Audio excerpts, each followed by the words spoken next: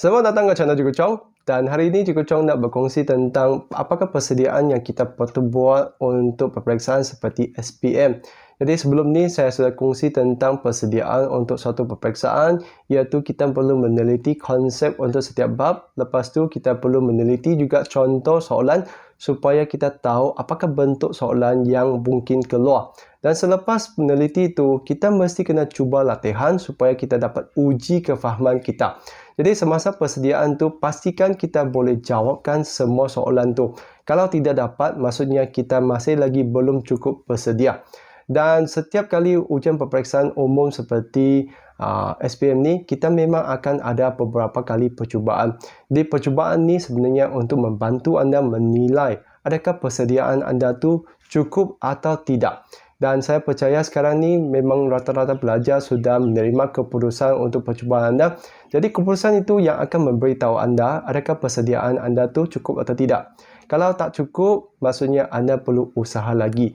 Bagi mereka yang sudah mencapai keputusan yang anda inginkan tu, tahniah, maksudnya anda di landasan yang betul dan anda perlu terus berusaha. Jadi bagi mereka yang belum lagi mencapai keputusan yang anda inginkan tu, maksudnya anda perlu tingkatkan usaha tu. Jadi jangan basuhkan masa dengan risau, dengan bimbang atau dengan kecewa atau sedih. Semua itu adalah buang masanya.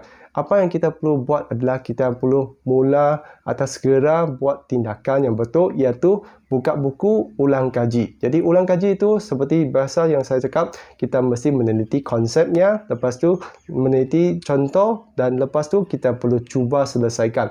Kalau kita punya persediaan tu lengkap, semestinya keputusan kita itu akan meningkat. Jadi kita mesti kena cuba soalan tu, lihat kita dapat jawab dengan betul atau tidak. Jadi kita perlu sentiasa semaklah kita punya latihan sendiri itu. Jadi itulah kenapa saya nasihatkan anda carikan kertas model dengan langkah kerja yang lengkap supaya kita dapat semak. Kalau kita tidak dapat buat tu, kita perlu telitikan langkah penyelesaian tu. Lepas tu cari soalan yang hampir serupa tu untuk cuba lagi. Jadi ada pelajar yang tanya Cikgu Chong, dapat tak kita tumpukan perhatian kepada beberapa bab yang penting sahaja? Jawapan saya tu memang tidak dapat untuk tahun ni, sebab tahun ni adalah tahun pertama KSSM. Jadi tiada kertas soalan pasir untuk tahun ini. Lagipun saya percaya memangnya soalan tu akan berbeza sebab format sudah berbeza.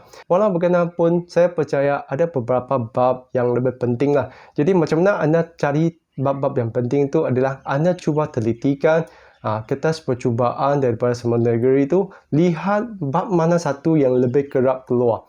Saya percaya bab-bab yang lebih kerap keluar tu juga akan muncul dalam SPM nantilah. Jadi contohnya seperti transformasi, iaitu ada translasi, pantolan, putaran dan pembesaran. Dan selain itu juga ada pelan dan dongkakan, di mana kita diminta untuk lukiskan pelan atau dongkakan sisi atau dongkakan depan tu.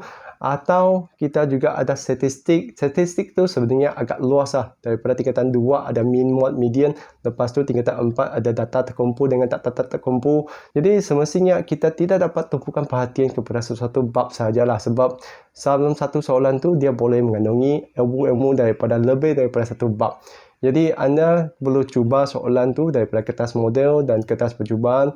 Kalau kita tidak dapat jawab tu, kita perlu balik kepada asas, iaitu kita perlu belajar bab tu semula supaya kita faham macam mana untuk carikan jawapan tersebut. Soalan apa yang akan keluar tu memang di luar kawalan kita lah. Jangan bazirkan masa untuk bimbang yang itu.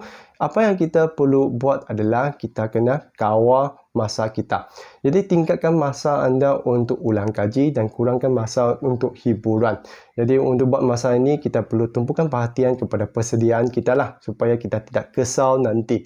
Jadi kalau anda nak berjaya, anda mesti kena tingkatkan usaha anda. Jadi saya harap video ni dapat membantu semua untuk mengetahui apa yang anda patut buat sekarang. Jadi jangan pergi cari jalan singkat seperti apakah bab yang akan keluar. Memang kita rata-rata tidak tahu apakah bab yang akan keluar sehingga hari peperiksaan nanti.